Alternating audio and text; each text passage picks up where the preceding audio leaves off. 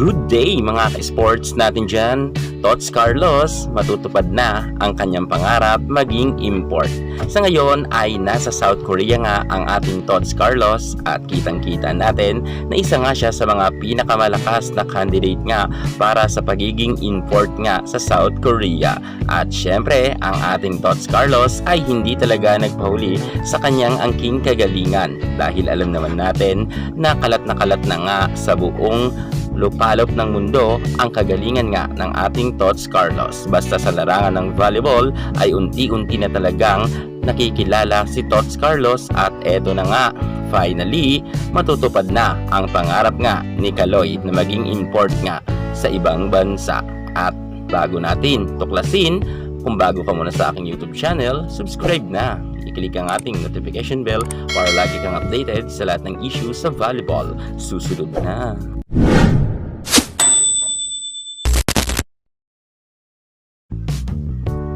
Bukas nga ay mapapasabak ang Creamline Cool Smashers sa semifinals. Sa unang rounds nga nila ay wala nga silang Tots Carlos.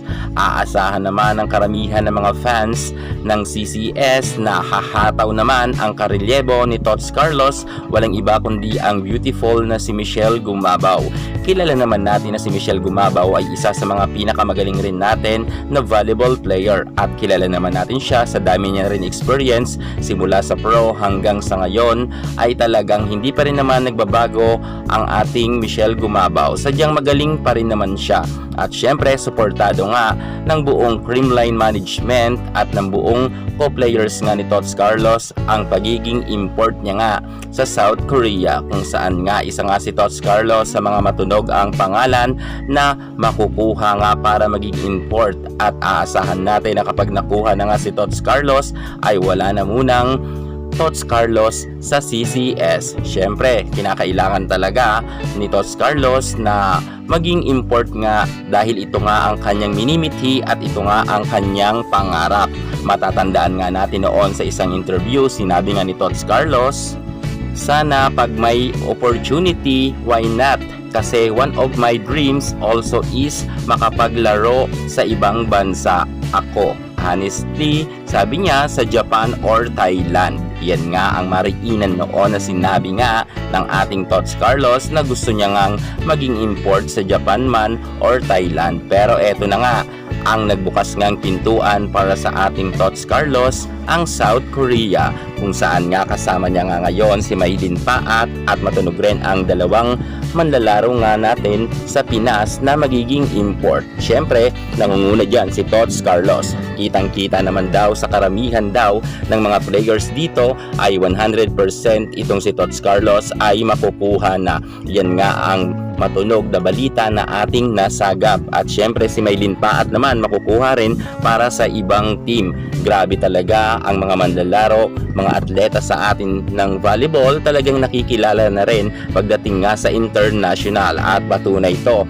dahil nga si Paat at Carlos ay napatry out nga dito sa nasabi nating South Korea at naimbitahan sila.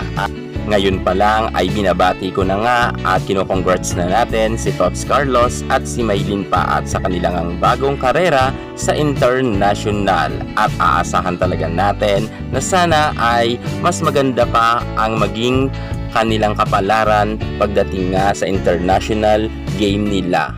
At sure din naman tayo na may ibubuga talaga itong si Tots Carlos pagdating sa international, kung kaya karapat dapat naman talaga siya na maging import nga sa South Korea at hindi magkakamali ang isang team na kukuha nga kay Tots Carlos. Good luck na lang sa ating Tots Carlos. I hope na mas maganda pa talaga ang maging karera niya pagdating sa larangan sa volleyball sa international.